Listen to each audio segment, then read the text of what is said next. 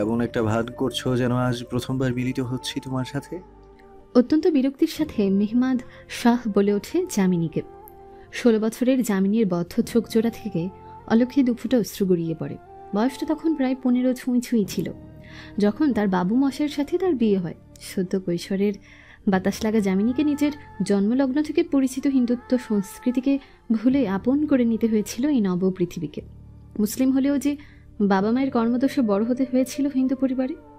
যদিও আপনটা সে একাই শ্বশুরালয় করেছিল, শ্বশুরালয় তাকে নয়। এ বাড়িতে প্রথম দিনই দূর দূর করে বিদায় করে দেয় তাকে সকলে। ভালো জায়গায় থাকলেও স্বামীর ভিটেতে স্থান হয়নি তার, না ঠিকঠাক স্থান পেয়েছিল স্বামীর পক্ষে। আল্লাহর নিকট কত প্রার্থনার পর মেহমাদ শাহকে মনে সজ্জায় ও বাহুতে জায়গা করে নিয়েছে সে, কিন্তু স্বামীর ভিটে বা শ্বশুরগৃহে আজও স্থান হয়নি তার। সেই রক্ত ভেজা দিনটা আজও মনে পড়লে অস্থির হয়ে ওঠে যামিনী। সেদিনের ঝড়ো হাওয়াতে গোটা জীবনটায় বদলে গিয়েছিল যামিনী। আহা, কি দুঃস্বপ্নময় সেই দিনটা। কি হলো চন্দ্রমল্লিকা, কথা বলছো না কেন বেগম? আমার সুকেশিনী, আমার তেজস্বী চন্দ্রিমা, আমার সোনামুখী পাখিটার মুখখানা মলিন কেন গো আজ? ঘোর ভাঙে যামিনীর, তীব্র আক্ষেপ নিয়ে শুধায়, মেহেনুর বুবুকেও বুঝি এমনভাবে ডাকবেন বাবু মশাই, এমন আদর মিশ্রিত গলাতেই? বিশ্বাস করেন, আমার দেহে যেন হাজারটা সাপ কামড়ে যায় কথাটা ভাবতে। মেহেনুর বুবুকে কেন বিয়ে করতে হবে আপনার? আমি সাথে সাথে ক্রোধান্বিত হয়ে যামিনী থেকে ধাক্কার সহিত ছিটকে সরে গেল মেহমাদ শাহ। চোখে মুখে তার আক্রোশ। তোমার এত বড় স্পর্ধা যামিনী, তুমি আমার সিদ্ধান্তকে প্রশ্ন করো, আমার সিদ্ধান্তকে। ভুলে যেও না, আমি এই শেরপুরের কর্তা ধর্তা সব। এই শেরপুরের জমিদার মেহমাদ শাহ আমি। আমার স্ত্রী হয়েছে বলে আমার নিকট জবাবদিহিতা চাওয়ার ভুল করবে না। হনহন করে বেরিয়ে যায় মেহমাদ। যাওয়ার আগে ঠাস করে দরজাটা লাগাতে বাদ যায় না। যামিনী বিবস্ত্র অবস্থায় হাত পা গুটিয়ে কাঁদতে শুরু করে। কাঁদবে নাই বা কেন? এই রূঢ় গম্ভীর মানুষটার যে একান্তই তার হওয়ার কথা ছিল, শুধু তার মাঝে আবদ্ধ থাকার কথা ছিল। তবে কেন আসবে নূর নামক কোনো রমণীর মেহমাদ শাহের আঙিনায়? তার হৃদয়টা যে ছিন্ন বিচ্ছিন্ন হয়ে যায় এই পুরুষটার সাথে অন্য কারো নাম জুড়লেই কি করে মেনে নেবে সে? তার একান্তই নিজের প্রিয় মানুষটা বিগত দিনগুলোতে রাত্রি যাপন করেছে অন্যত্র। অন্য কারো শয্যায় তার যামিনীর সমাপ্তি হয়, নবভোরের শুরু হয়। কি যন্ত্রণাকর একটা বিষয়! যার স্পর্শে সে সিক্ত হয়, সে অন্য কাউকেও ছুঁই ভাবতেই তো গা গুলাই তার। তাই তো যে মানুষটার ছোঁয়া তাকে আগে পাগল করতো, আজ গা খিনখিন অনুভূতি দিচ্ছে। ভোরবেলায় মুরগিটাকে ঘুম ভাঙে যামিনী। শাড়িটা ঠিকঠাক করে গায়ে জড়িয়ে বিশালাকার বারান্দায় যেয়ে দাঁড়ায় সে। আনমনেই বিড়বিড়ায়, রজনীর রেশ এখনও কাটেনি ধরণীর আকাশের বুক থেকে, অথচ আমার আকাশের বুক থেকে এই যামিনীর রেশ কেটে গেছে পুরোপুরি। ফোঁস করে এক শ্বাস ফেলে রমণী। ঠিক তখনই আজানের শব্দে মুখরিত হয় পরিবেশ। সেই সাথে কক্ষে প্রবেশ করে যামিনীর সেবায় নিয়োজিত দাসীরা। যামিনীর খাস বাদী দিলরুবা কিছু একটা আঁচ করতে পারে তার মুখশ্রী দেখে, তাই দাসীদের উদ্দেশ্যে বলে ওঠে, তোমরা বেগমের অজুর পানির ব্যবস্থা করো হামামখানায় যেয়ে। দাসীরা মাথা ঝাঁকিয়ে বেরিয়ে পড়ে নিজেদের কাজ করতে। দিলরুবা উদ্বিগ্ন কণ্ঠে প্রশ্ন করে, বেগম, আপনাকে কেমন যেন চিন্তিত ও উদাসীন দেখাচ্ছে, কোনো সমস্যা? আমার সকল উদ্বিগ্নতার কারণ তো জানোই দিলরুবা, মেহেনুরকে তোমরাই চিনালো। তবে কেন জিজ্ঞাসা করে পোড়ান বাড়াচ্ছ? নাউজুবিল্লাহ, আমার আল্লাহ সাক্ষী বেগম, আমার মনোবাসনা এমনটা ছিল না। আপনি নিরাশ হবেন না, আল্লাহর কাছে যান। আল্লাহ পরম করুণাময়, নিশ্চয়ই আপনাকে খালি হাতে ফেরাবেন না। তার কাছেই পানহা চাইতে যাচ্ছি দিলরুবা। বেগম, অজুর ব্যবস্থা হয়ে গিয়েছে। একজন দাসী কথাটা জানাতেই আর দেরি করে না যামিনী। আজ বহু কথা বলার আছে, বহু অভিযোগ করার আছে তার ওই পালনকর্তার সঙ্গে। অজু করে নামাজ পড়ে মোনাজাতে বসে যামিনী আল্লাহ নিকট ভারাক্রান্ত কণ্ঠে বলতে শুরু করে, আল্লাহ, আমি জন্ম হতে কতটা অসহায় তুমি জানো। আমার না বাবা মা ছিল, না ছিল নিজের সঠিক ধর্মজাত। বাজারে নামতে চলেছিল আমার দেহ, তবুও তোমার চরম করুণায় আমি জমিদার মেহমাদ শাহকে পেলাম নিজের ঢাল রূপে। অবশেষে এই কালো বেগুনেরও বিয়ে হলো, তোমায় পাওয়া হলো, স্বামীর মন জোগানো হলো। কিন্তু আল্লাহ, তুমি আবার এই কোন কঠিন পরীক্ষায় ফেললে আমায়? মেহেনুর নামক ঝড়কে আমায় নিঃস্ব করতে দিও না আল্লাহ, পানহা দাও আমায়, তোমার রহমতের পানহা। কারো পদচারণার আওয়াজে মোনাজাত সমাপ্ত করে জায়নামাজ ভাঁজ করে উঠে দাঁড়ায় যামিনী। তাকে দিলরুবা উৎসুক গলায় বলে ওঠে, বেগম, জমিদার বাবু ফোন করেছে, আপনাকে তৈরি হতে বলেছে নবাব বাড়িতে যাওয়ার জন্য। আজ থেকে সেখানেই সেই বাড়ির জমিদার গিন্নি হয়ে থাকবেন আপনি। যামিনীর অবিশ্বাস্যকর লাগে দিলরুবার কথা। সত্যি বলছো তুমি দিলরুবা? আমি নবাব বাড়িতে থাকবো এখন থেকে? অবশেষে নবাবের হৃদয়ের সাথে বাড়ি তো ঠাঁই হবে আমার। মেহেরুর নামক কোনো যুবতী আর আসবে না আমাদের মাঝে। আলহামদুলিল্লাহ, আলহামদুলিল্লাহ, আলহামদুলিল্লাহ। হাজার হাজার ধন্যবাদ তোমায় আল্লাহ। উৎফুল্ল হয়ে নিজের সিন্দুকে রাখা সোনার দুটো হার দিলরুবের হাতে ধরিয়ে দেয়। মসজিদে এই হার বা হারের মূল্য পরিমাণ অর্থ দিয়ে দিও, আর অন্য হারটি তোমরা নিজেদের মধ্যে বিলিয়ে দিও। অবশেষে পালকি উঠে যামিনীর, আসলে ঠিক পালকি না, ঘোড়ার গাড়িতে করে নিজের বাঁদিদেরও সখানেক দেহরক্ষীদের সাথে নবাব বাড়ির দিকে রওনা দেয়। যেতে যেতে মাথা বাহির করে যতদূর দেখা যায় পরিচিত এই বসত ভিটাকে দেখে কিশোরী। জঙ্গলের মাঝখানে এই বাড়ি, খুব সম্ভব জমিদার পরিবারের পশু শিকারের প্রয়োজনীয় বিলাসিতার প্রতীকরূপে এর স্থায়িত্ব। পরিবারের বিরুদ্ধে না যেতে পারে তাকে এখানে নিরাপদ স্থান দেয় মেহমাদ। অনেকটা সময়ের যাত্রা শেষে গাড়ি থামে। দিলরুবাকে ইশারায় জিজ্ঞেস করে সে থামার কারণ। দিলরুবা মাথা বের করে দেখে, অস্থির চিত্তে জবাব দেয়, এসে পড়েছি আমরা নবাব বাড়িতে বেগম। এর মাঝে মেহমাদ শাহ রাশভারী কণ্ঠে হাত এগিয়ে দিয়ে আদেশ করে, নিচে নেমে আসো চন্দ্রমল্লিকা। তার কণ্ঠ শুনে দিলরুবা চোখ নামিয়ে ফেলে। যামিনী স্বামীর হাত ধরে গাড়ি থেকে নামে। নিজের প্রিয় মানুষটার হাতটা দু হাতে আঁকড়ে ধরে আবেগ সিক্ত চুমু খায়। ধন্যবাদ বাবু মশাই, অনেক অনেক ধন্যবাদ।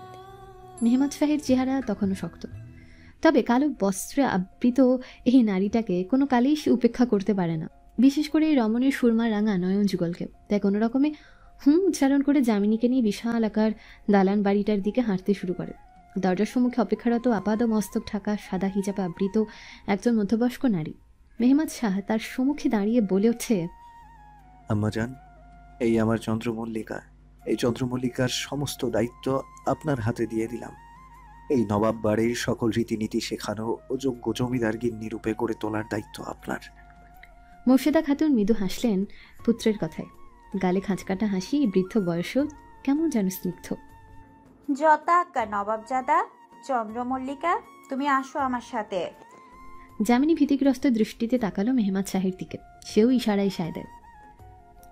যামিনী আশ্বাস পেয়ে দিলরুবাকে নিয়ে মোর্শেদা খাতুনের পেছন পেছন যেতে শুরু করলো। মোর্শেদা খাতুন তাকে একে একে নবাব বাড়ির সবকিছু চেনাতে চেনাতে অন্দরমহলে নিয়ে আসেন। এটা হলো অন্দরমহল। এখানে সকল জমিদার পরিবারের সদস্য এবং বিশেষ করে নারী সদস্যরা থাকেন। জমিদার ও পরিবারের আপন সদস্য বাদে কোনো গায়রে মারহামের প্রবেশ নিষেধ। এই যে উপরের সবচেয়ে আলিশান কামরাটা দেখতে পাচ্ছ, ওটা মেহমাদ শাহের কামরা, আর তার বিপরীত পাশে থাকা বদ্ধ কামরাটি তোমার। সব ব্যবস্থা করা আছে, তুমি যাও এখন আরাম করো। যামিনী নতদৃষ্টিতে মাথা ঝাঁকিয়ে সায় জানে। তা দেখে মোর্শেদা খাতুন শক্ত কণ্ঠে উপদেশ দেন, জমিদারের বেগম তুমি, অনেক ঝড়-ঝাপটা ষড়যন্ত্রের সম্মুখীন হতে হবে। মাথা ঝুঁকিয়ে নয়, ধীর কণ্ঠ চোখে চোখ রেখে নির্ভয়ে কথা বলতে শেখো, কারণ এই দুনিয়া শক্তের সখা, নরমের জম। তিনি চলে যান। যামিনী তার কক্ষে প্রবেশ করে ক্লান্তির শ্বাস ফেলে বোরকা খুলে বিছানায় লুটিয়ে পড়ে। তার দেহ আর সাড়া দিচ্ছে না। দিলরুবাও মেঝেতে পাটি বিছিয়ে শুয়ে পড়ে। দুপুরবেলা ঘুম ভাঙে যামিনীর দিলরুবার ডাকে। একজন দাসী এসে তাদের খাবার দিয়ে যায়। পেট পুড়ে খেয়ে নেয় উভয়। খাওয়া শেষে অন্দরমহল ঘুরে দেখার উদ্দেশ্যে দিলরুবাকে নিয়ে হাঁটতে বের হয় যামিনী। একটু দূরে যেতে দেখতে পায় উঠানে ঝুঁকি পেতে বসে আছেন মেহমাদ শাহের দাদি যান ও অন্য একজন বয়স্ক নারী, সাথে এক অনন্ত সুন্দরী যুবতীও উপস্থিত।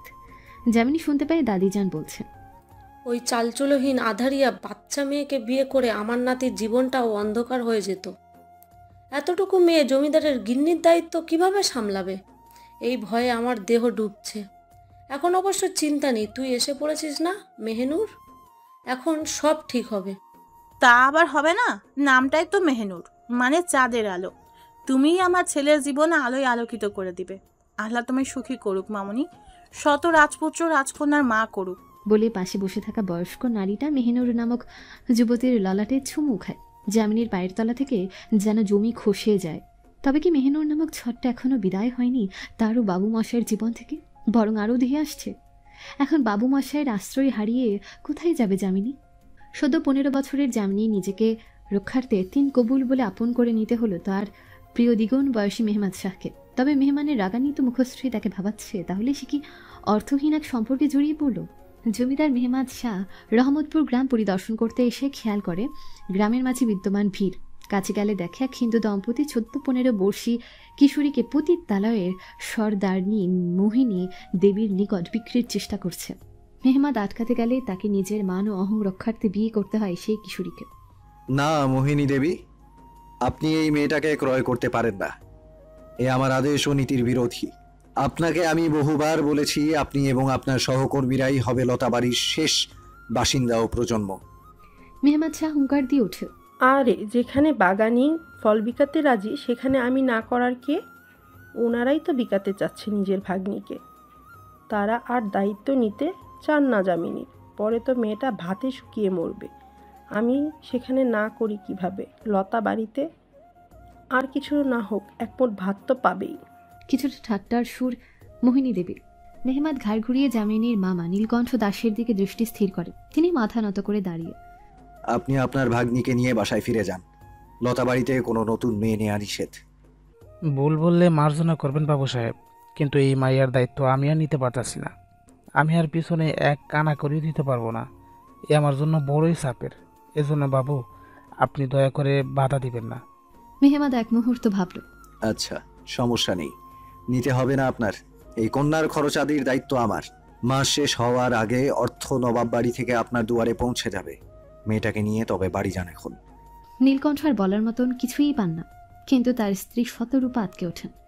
মোহিনী দেবী তাকে বেশ চড়া দাম দেবেন যামিনীর। এত অর্থপ্রাপ্তির সুযোগ ছাড়তে তিনি চান না। তিনি নিজের ঘরেও তো লক্ষ্মীমন্ত 2 মেয়ে আছে, তাদেরকে তো গ্রামের ঠাকুর পরিবারই বিয়ে দিতে হবে মোটা অঙ্কের পণ দিয়ে। না না জমিদার বাবু, এ হয় না। আমি এই জাত ধর্ম ছাড়া মাইয়াকে আমার ঘরে এক মুহূর্তও রাখবো না। আমার ঘরেও 2 মাইয়া আছে, তাদের বিয়ে দিতে হবে। এটা এমনিই কালা বেগুন, তার উপর বেজন্মা। এর তো বিয়েই হবে না, তার জন্য মাইয়াদের বিয়েতেও বাধা। এখন যদি বাড়ি থেকে বের করে দেই, পরে একটা উঁচু নিচু হয়ে মারা গেলে তো সবাই আমাদের দোষ দিবে। তার চেয়ে বরং মোহিনীর কাছেই থাকুক, ভাত ডাল খেয়ে নিজের মতো বেঁচে তো থাকবে। জাত ধর্ম ছাড়া নেই কথাটা কর্ণগোচর হতেই বেশ অবাক হয় মেহমাদ। কারণ যার মামা মামি হিন্দু ধর্মাবলম্বী তার ভাগ্নিও নিশ্চয়ই হিন্দুই হবে। সে জিজ্ঞাসু দৃষ্টিতে নিজের খাস ভৃত্য মিনারের দিকে তাকায়। সে কানে কানে জানায়, এক মুসলিম ছেলের সাথে প্রেম ছিল যামিনীর মায়ের। বিয়ের আগেই গর্ভবতী হয়ে পড়েন তিনি। জন্মদানের সময় মৃত্যুবরণ করেন। মেয়ের বাপের হদিশ মেলেনি আর, এজন্য মেয়ের ধর্মজাত নিয়ে একটা রেশারেশি রয়ে গিয়েছে। আবার বংশ পরিচয় নিয়েও যারও ছাড় কি। সব শুনে মেহমাদ পুনরায় নিজের সিদ্ধান্ত জানান। ঠিক আছে, তবে তার খরচের সাথে বাসস্থানের দায়িত্বও আমার। আমি সকল দায়িত্ব নিলাম যামিনীর। এ কোনো কথা বললেন জমিদার বাবু? এটা তো আমাদের সমাজকে নষ্ট করা হলো। এক মায়ের দায়িত্ব পুরুষ নিতে পারে তখনই যখন তাদের বিয়ে হয়। এটা তো শুধু আমাদের ধর্মের কথা নয়, আপনার ধর্মের কথাও। কি যেন বলেন আপনারা, মনে পড়েছে, গায়রে মারহাম। জামনি কি করে একজন গায়রে মারহামের সাথে থাকতে পারে? এ তো অবৈধ। শতরূপা দাসের কথায় গ্রামের বেশ খানিক মুরব্বীও সাই জানিয়ে ওঠে। তাদের সমর্থন পেয়ে আরও যেন পেয়ে বসেন শতরূপা। সুযোগ বুঝে গভীরভাবে আক্রমণ করেন মেহমাদ শাহকে। বলি, আপনার যদি এতই দরদ হয় এই অপয়া মেয়ের জন্য যে বিকাতে দিবে না, তবে নিজেই বিয়ে করেন না যামিনীরে, দেখি আমরা। মুখে চওড়া হাসি ফুটে ওঠে শতরূপার। তিনি জানেন যত যাই হোক জমিদারের একমাত্র পুত্র তো আর কিছুতেই হাতে বাড়াবে না এই জাতপাতহীন কৃষ্ণ বর্ণা কিশোরীর দিকে। বিবাহ বন্ধন আবদ্ধ তো বেশ দূরের কথায়। এদিকে মেহমাদ শাহ ক্রুদ্ধ। সে ভেবেই পাচ্ছে না সামান্য চাষার স্ত্রীর তার সম্মুখে এত দুঃসাহসিকতা দেখানোর সাহস কি করে হয়। রাগে রীতিমতো গলা চেপে ধরতে মন যাচ্ছে, তবে মেহমাদ শাহ তা করল না। রাগী হলেও শীতল মস্তিষ্কের পুরুষ সে। রাগী হলেও খুব ভালো করে জানে জোর দেখিয়ে আজ জিতলে গ্রামবাসীর মনে তার জন্য ভীতি তো থাকবে, কিন্তু তার আগেই সে অহং মান আর ঠাটপাট থাকবে না। মিনার, কাজী আর মাওলানা সাহেবকে ডাকাও। আজ এই মুহূর্তে এখানে জমিদার নবাব মেহমাদ শাহের বিয়ে হবে নীলকণ্ঠ দাস বাবুর বোনের মেয়ের সাথে। মেহমাদ শাহের আহ্বানে চলে আসেন মাওলানা সাহেব। তিনি পরিস্থিতি বিবেচনা করেন প্রথমে, তারপর মুখ খুললেন। দেখো, জামিনীর বাপ যেহেতু মুসলমান সেহেতু চলিত রাজনীতি অনুযায়ী সেও মুসলিম, কিন্তু এতকাল একটা হিন্দু পরিবারে সে বেড়ে উঠেছে ইসলামের কোনো রূপ দৌড়াছোঁয়া ছাড়া। তাই আমার হিসাব নিকাশ অনুযায়ী তার আবার ইসলাম গ্রহণ করা আবশ্যক। তবে ইসলাম ধর্ম গ্রহণ করতে হবে মন থেকে, বিয়ে করার জন্য নয়। এখন মা জামিনী, তুমি জানাও তোমার সিদ্ধান্ত। বলো মেয়ে, তুমি কি চাও? গমগমে কণ্ঠে প্রশ্ন করে মেহমাদ শাহ। জামিনী সিদ্ধান্ত নেবে আর কি। থরথর কাঁপছে বিপদ আর শঙ্কায়। বস্তুত সে কোনো ধর্ম সম্পর্কে পুরোপুরি জ্ঞাত নয়। বিষয়টা এমন যে তাকে এতটাই নিচু দৃষ্টিতে দেখত সকলে যে সে হিন্দুত্ব বা ইসলাম দুটোর একটা ধর্মের বিষয়েও আগ্রহ দেখালে মানুষ কটু বাক্য শোনাতে ভুল করত না। বিশেষ করে তার মামির গালাগাল ও বাজে কথাই তো সবচেয়ে বেশি আহত হতে হতো। সবকিছু মিলিয়ে দুধর্ম, বিশেষ করে হিন্দু সংস্কৃতির মাঝে বেড়ে ওঠায় ইসলাম ধর্ম সম্পর্কে অনেকটাই অজ্ঞাত। তবে এত কিছু এখন বিবেচনায় আনছে না রমণী। তার ভাবনা শুধু একটাই, নিজের দেহকে বাজারে নামা থেকে বাঁচানো। আর না ভাবনায় নিজেকে ব্যস্ত করেই সে চোখ মুখ খিচে জবাব দেয়, আমি রাজি, আমি আবার ইসলাম ধর্ম গ্রহণ করব। তবুও আমায় এই নরকের সর্দারনির কাছে একা ফিরলে যাইবেন না বাবু মশাই। অবশেষে মাওলানা সাহেবের হাত ধরে জামিনী পুনরায় ইসলাম ধর্ম গ্রহণ করে এবং গোটা গ্রামকে সাক্ষী রেখে স্ত্রী হয়ে ওঠে জমিদারের। তবে আদৌ কি এই বিবাহ বন্ধনের কোনো মূল্য আছে? এই বিয়েতে মুখে হাসির ঝলকানি শুধু মাওলানা সাহেবের আর জামিনীরই। মেহমাদের মুখশ্রী বিক্ষুব্ধ, গ্রামবাসীর চোখে অস্পষ্ট এক অসন্তুষ্টি আছে, কারো চোখে আবার ঈর্ষা। আর শতরূপা ও নীলকণ্ঠ দাস, তাদের চেহারায় তীব্র আক্রোশ, অসন্তুষ্টি ও হতাশা সদ্য বিবাহিত দম্পতির প্রতি। আসলে এত মোটা অঙ্ক হাতছাড়া হলে বা কেই বা আনন্দিত হবে, যতই সে অর্থের বিপরীতে এক মেয়ের জীবন নষ্ট হোক। নিজের কন্যা তো আর না। মেহমাদ শাহ জামিনীকে গাড়িতে বসতে আদেশ করে। রমণীয় কাঠপুতুলের মতন সে আদেশ পালন করে। যুবক ফিরে এসে নীলকণ্ঠ দাসের একদম কাছে এসে দাঁড়ায়। বুক কাঁপছে নীলকণ্ঠ দাসের। আপনার স্ত্রীর অনেক সাহস দাস সাহেব। জমিদার নবাব মেহমাদ শাহের সাথে মুখে মুখে কথা বলে, তর্ক করে, আপত্তি করে। পৃথিবীতে প্রতিটি জিনিসেরই একটা মূল্য আছে সাহেব, যা সবাইকেই দিতে হয়। আপনার বউয়ের সাহস প্রদর্শনের একটা মূল্য আছে। আপনি আজ থেকে 4 বছর অবধি আমার কোনো জমি ভাড়া নিতে পারবেন না, আর ভিটেমাটির ভাড়া দিবেন প্রতি মাসে দ্বিগুণ হারে। আর যদি এই মূল্য নিতে না চান তবে তালাক দিয়ে আপনার স্ত্রীকে শ্বশুর গৃহে রেখে আসুন। এখন দূর হন আমার নজরের সামনে থেকে, অন্যথায় আমার আক্রোশের করলে না সমাপ্তি হয় আপনার। শেষ দুবাক্য বেশ চেঁচিয়েই বলে মেহমাদ শাহ। ভীতগ্রস্ত হয়ে মাথা নত করে ফেলে গোটা গ্রামবাসী। মাথায় আকাশ ভেঙে পড়ে দাস দম্পতির। নীলকণ্ঠ দাস ও শতরূপা দাস উত্তেজিত, ভারাক্রান্ত গলায় মার্জনার আবেদন করতে শুরু করেন। হুজুর, মাফ করেন আমাদের, এত বড় শাস্তি দিবেন না। বাচ্চাদের নিয়ে না খেয়ে মরা ছাড়া আর উপায় হবে না আমাদের। দয়া করুন জমিদার বাবু, দয়া করুন। তাদের প্রবাহমান নোনাজল, কান্না, উৎকণ্ঠা, আকুতি সবটাই কর্ণগোচর হয় মেহমাদ শাহের। তবে এ যেন যুবকের জন্য এক শ্রুতি মধুর ধ্বনি, যা তাকে শান্তি দিচ্ছে, যার প্রমাণ তার মুখশ্রীর রুদিত বাঁকা হাসি। নির্বিকারভাবে স্মিত হাসির সহিত গাড়িতে উঠে বসে সে। জামিনী আনমনেই বিড়বিড়ায়, কি নিষ্ঠুর আপনি বাবু মশাই। এক কান দুকান হতে হতে নবাব বাড়িতে পৌঁছে গেল মেহমাদ ও জামিনীর বিয়ের খবর। মেহমাদের দাদিজান বেগম লুৎফুন্নেসার রাগের সাথে তরতর করে পারছে প্রেশারও। নার্স রুমি তার পাশে বসে তাকে শান্ত করার চেষ্টায় ব্যস্ত। জমিদার নবাব আলিউল শাহ ছেলে সহ ড্রাইভার দেহরক্ষী ও মিনারকে বারবার কল করছেন, কিন্তু প্রতিবারই একই উপায় প্রত্যাখ্যান। ফোন বন্ধ করে রেখেছে হয়তো সকলে। পুত্রের এমন কুকর্ম শুনে মুখে আঁচল চেপে কাঁদছেন মেহমাদ শাহের মা বেগম নূরবাহার। তার যে বহু ইচ্ছে ছিল ভাতৃপুত্রী আয়েশা অথবা ননদের কন্যাদের থেকে একজনকে পুত্রবধূ করে আনার। শান্ত শুধু নবাব পরিবারের একজন, তিনি হলেন মোর্শেদা খাতুন, মেহমাদ শাহের প্রিয় আম্মাজান। অবশেষে অপেক্ষার অবসান ঘটিয়ে মেহমাদ শাহের আগমন ঘটে অন্তর্মহলে। সবাই খুবই নিজ স্থান থেকে উঠে দাঁড়ায় তাকে দেখে। নবাব পরিবারের সকলে মেহমাদ শাহকে প্রশ্নবিদ্ধ করবে তার পূর্বে কিশোরী তথা জামিনী ছোট ছোট পদচারণায় পাশে এসে দাঁড়ায় স্বামীর। নবাব আলিউল শাহ চিৎকার করে জিজ্ঞেস করে, এসব কি শুনছি আমি মেহমাদ? এই মেয়েকে তোমার সাথে? বেগম নূর বাহার তো জামিনীর প্রথম দর্শন পেয়ে এতটা স্তম্ভিত হতাশ হন, তিনি দাঁড়ানো থেকে ধপাস করে বসে পড়েন নরম শিমুল তুলোর গদির উপরে, ঝরঝরিয়ে কেঁদে দেন। কি হলো, তুমি উত্তর দিচ্ছ না কেন মেহমাদ? তোমার বাবা কিছু জিজ্ঞেস করছে তো? জি আব্বা হুজুর, আমি বিয়ে করেছি এই মেয়েকে। সে এখন ধর্মীয় ভাবে আমার স্ত্রী, এই নবাব বাড়ির পুত্রবধূ। খবরদার মেহমাদ, ওই কথা মুখ দিয়ে আর উচ্চারণ করো না। ওই চালচুলোহীন কালী কখনো নবাব বাড়ির পুত্রবধূ হতে পারে না। চালচুলোহীন কালো রং একবার মানলাম, কিন্তু জারজ ও জাত ধর্ম ছাড়া এক মেয়ে হবে আমার নাতির বধূ, আমার শের, আমার রাজপুত্র এই কাজ করবে, এখনো বিশ্বাস হচ্ছে না। ছি। বেগম নূরবাহার কাঁদতে কাঁদতে শুধান, না মিজান, মেহমানদের কি দোষ? সব দোষ এই অমাবস্যা কন্যার। নিশ্চয়ই মন্ত্রতন্ত্র করে আমার বাঘের মাথাটা খেয়েছে। সবাই নিজেদের মতন কথা শুনিয়ে যাচ্ছে মেহমাদ শাহ ও বিশেষ করে যামিনীকে। কারণ দোষ দুজনেরই হোক না কেন, সমাজ নারীর দোষী আগে দেখবে। যামিনী ভয় কুকড়ে যে মেহমাদের গা ঘেঁষে দাঁড়িয়ে যায়। মেহমাদ নির্লিপ্তভাবে বিনা কোনো শব্দে সকলের অভিযোগ, গঞ্জনা ও তিরস্কার গ্রহণ করে নিচ্ছে। পরিশেষে অত্যন্ত শীতল কণ্ঠে সে বলল, বিয়েটা হয়ে গিয়েছে আব্বা হুজুর, দাদি যান, আম্মি যান। ইচ্ছাকৃতভাবে না হোক হয়েছে তো। এই কন্যার দায়িত্ব অস্বীকার করা আমার পক্ষে সম্ভব নয়। তাই আপনারা অনুগ্রহ করে আমাদের ভুল ত্রুটি ক্ষমা করে আমাদের গ্রহণ করে নিন। কোনো দিনই না। এই স্ত্রীলোককে এই বাড়িতে আমি প্রবেশ করতে দিব না। যদি করে তবে তা হবে আমার এই নবাব বাড়িতে শেষ দিন, তা মনে রেখো। আম্মি যান, এমন করবেন না। ছোট মানুষ, না হয়ে একটা ভুল করে ফেলেছে, ক্ষমা করে দিন। মুর্শিদা খাতুনের কথায় আরও তেতে ওঠেন বেগম লুৎফুন্নেসা। কথায় আছে, যাকে লাগে না তার চালচলনও ভালো না। চুপ থাকো খাতুন, তোমার সাহস কি করে হয় আমার সিদ্ধান্তে নাক গলানোর?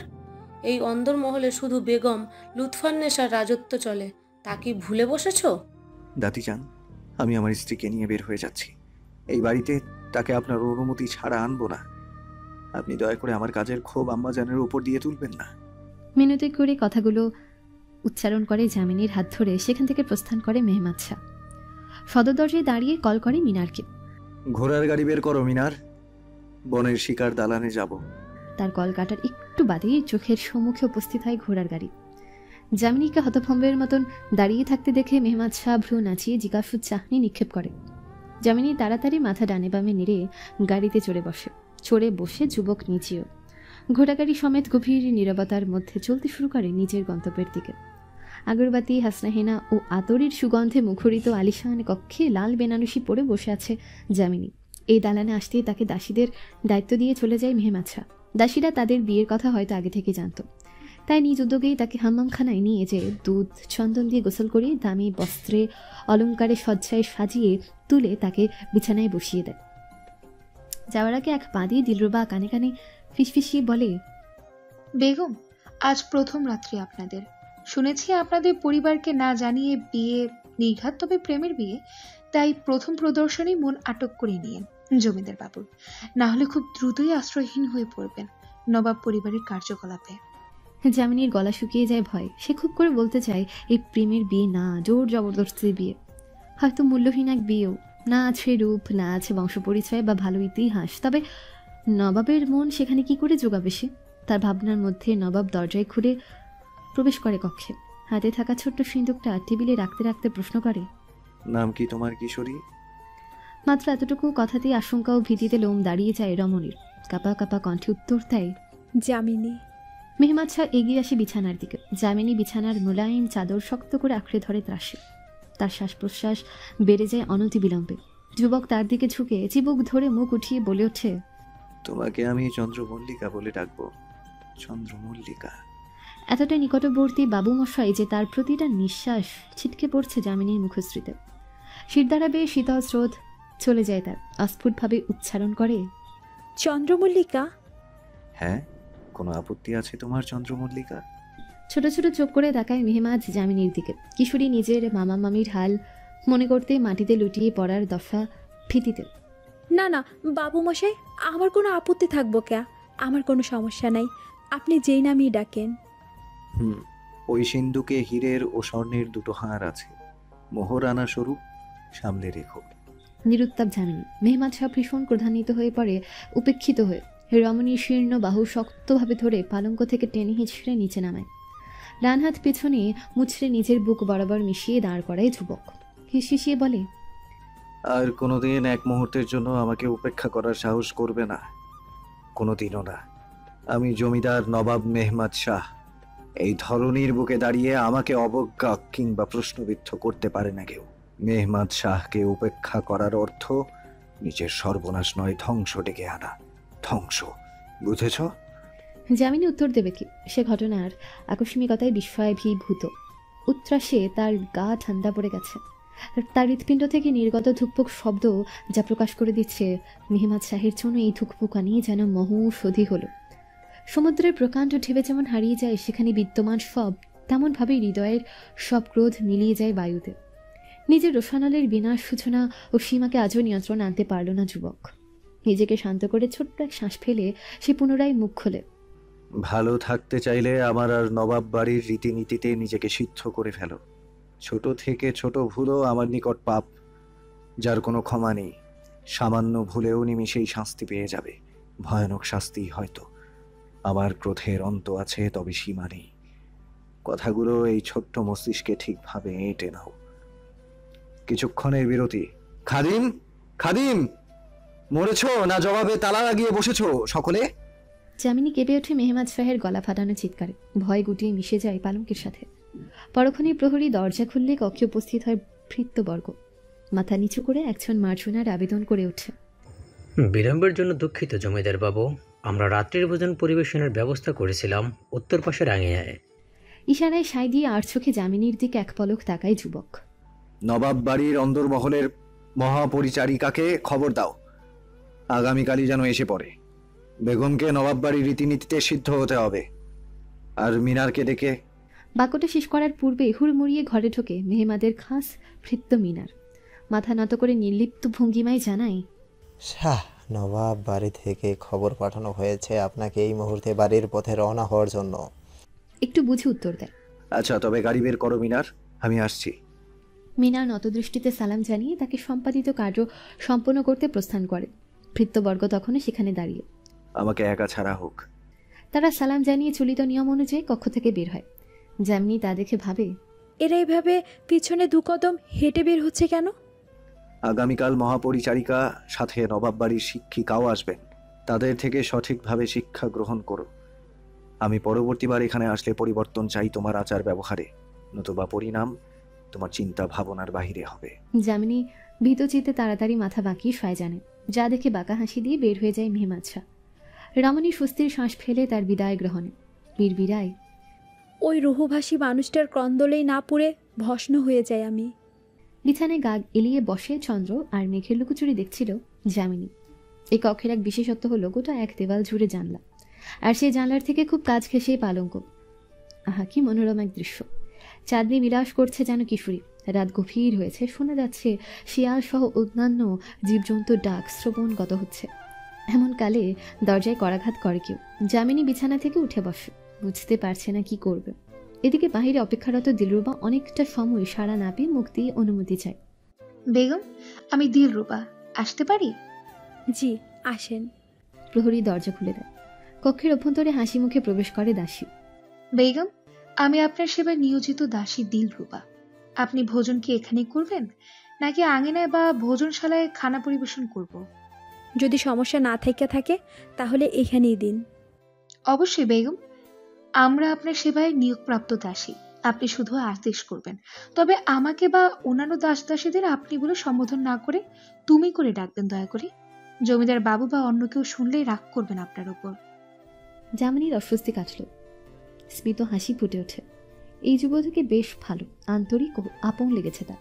দাসীরা কক্ষের মধ্যখানে ছোট এক চৌকি পেতে মখমলের কাপড় বিছিয়ে তার উপর প্রায় 7 পদের খাবার সাজিয়ে রাখে। এত পদ চিত্তাকর্ষক খাবার দেখে যামিনীর মুখে পানি এসে যায়। তার ভাত ও লবণ দিয়ে পেট পুরে খাওয়া পড়েনি বহুদিন, ভালো খাবার তো দূরে থাক। সব আমার জন্য? হ্যাঁ বেগম। সাথে সাথে চৌকির সম্মুখে বিছানা পাটিতে বসে খেতে শুরু করে কিশোরী। তা কুম্ভকর্ণে নেই খাওয়া দেখে চাপা হাসে দিলরুবা। গলায় খাবার ঠেকে যায় যামিনীর তাড়াহুড়ো করার দরুন। দিলরুবা দ্রুত যেয়ে পানি এগিয়ে দেয়। ধীরে সুস্থে খান বেগম, তাড়াহুড়ো করবেন না। যামিনী ধীরে ধীরে আহার সমাপ্ত করে। অতিরিক্ত আহারের কারণে তার হাত পা যেন অসাড় হয়ে আসে। বিছানা লুটিয়ে পড়ে সে। দিলরুবা শরবত এগিয়ে দিয়ে বলে, এটা পান করুন, ভালো লাগবে। তা সময় কেমন কাটলো আজ বেগম নবাবের সাথে? আর আজ নিম্নে রাতটার জন্য তো আপনার জমিদার বাবুকে বেঁধে রাখা উচিত ছিল। অবশ্য আপনার যা শীর্ণ দেহ, নির্ঘাত চাপ নিতে পারেননি। যামিনী মুখমণ্ডলে সাজানো বিস্তৃত হাসি ধীরে ধীরে হারিয়ে যায় এই কথা শুনে। বিমর্ষতা পূর্ণ চাহনিদার। জোর জবরদস্তি বিয়ে দিয়ে এই কালো কুচ্ছিত রূপ দিয়ে কি করে আটকাবো বাবু মশাইকে দিলরুবা? দিলরুবার প্রশ্নসূচক চাহনি। কিশোরী একে একে খুলে বলে তার বিবাহের অবাস্তবতা। সব শুনে উদ্বিগ্ন কণ্ঠে দিলরুবা শুধায়, তবে তো সামনে আপনার বড়ই বিপদ। জমিদার পরিবার, বিশেষ করে বড় বেগম লুৎফুন্নেসা তো দিন রাত এক করে ফেলবে আপনাকে জমিদার বাবুর জীবন থেকে বের করতে। উনি আজ পর্যন্ত কোনো সাধারণ ঘরের স্ত্রীলোককে বেগমের গদিতে টিকতেই দেননি, যতই স্বামীর সমর্থক থাক। সেখানে যদি জমিদার বাবুই আপনার পাশে না থাকে, তবে তো একদম আশ্রয়হীন পড়বেন আপনি। যত দ্রুত সম্ভব জমিদার বাবুর হৃদয় বন্দি করুন, না হলে আপনাকে কেউ রক্ষা করতে পারবে না। যুবতীর কথা শ্রবণ গোচর আতঙ্কে শিউরে ওঠে যামিনী। মেহমাদ শাহের বিবাহ বন্ধনে আবদ্ধ হয়ে একবার নিজের দেহকে তো নিরাপদ করেছে, এবার নিজের আশ্রয় বাঁচাতে যুবকের মন জোগাবে কি করে? দিলরুবার সাথে গল্পগুজবের মাঝে সারা রাত পার হলো। ফজরের আজান দিতে প্রহরী বলে ওঠে, বেগম, নবাব বাড়ির মহাপরিচারিকা ও শিক্ষিকা এসেছেন। যামিনী ভয় নিয়ে উঠে দাঁড়ায়। প্রায় কয়েক মুহূর্ত কেটে গেলেও নিজের বেগমকে নিশ্চুপ দেখে দিলরুবা অবাক হয়ে যায়। পিরপিরায়, কি হলো বেগম? আর কতক্ষণ দাঁড় করে রাখবেন তেনাদের? আসতে বলুন। আমি আসতে বলবো? ইশারায় শাহজাহান রমণীকে তার প্রিয় দাসী। সেও বিলম্ব না করে শুধায়, জি আসুন। ঘরে ঢোকা দুজন আলখাল্লা পরিহিত নারী। ঘরে ঢুকতে তারা দৃষ্টি ঝুঁকিয়ে সালাম দেন।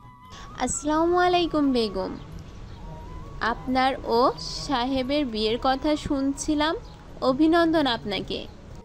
যামিনী উত্তর দেবে কোথা থেকে? অপরিচিত মানুষের এমন অনভ্যস্ত আচরণে নিঃস্বার হয়ে রয়েছে। তবু দিলরুবার মৃদু ধাক্কা ও ইশারায় সে কোনো রকম জবাব দেয়। ধন্যবাদ মহাপরিচালিকা ও শিক্ষিকা। এইখানে আসতে কোনো রূপ সমস্যা হয়নি তো? কিশোরীর প্রশ্ন এক পলক গাঢ় দৃষ্টিতেই তাকিয়ে শব্দ করে হেসে দেন। যামিনী নির্বাক। সে বুঝতেই পারছে না হাসার কারণ। দেখেছেন হুজুর আপা কেন শাহ বারবার করে বলেছে ঠিকভাবে তালিম দিতে। আমাদের ছোট নবাব তো একদম আনাড়ি কন্যা বিয়ে করে প্রাসাদে তুলেছেন। ঠাট্টা করে ওঠেন মহাপরিচারিকা। সারা দেন নবাব বাড়ির শিক্ষিকা।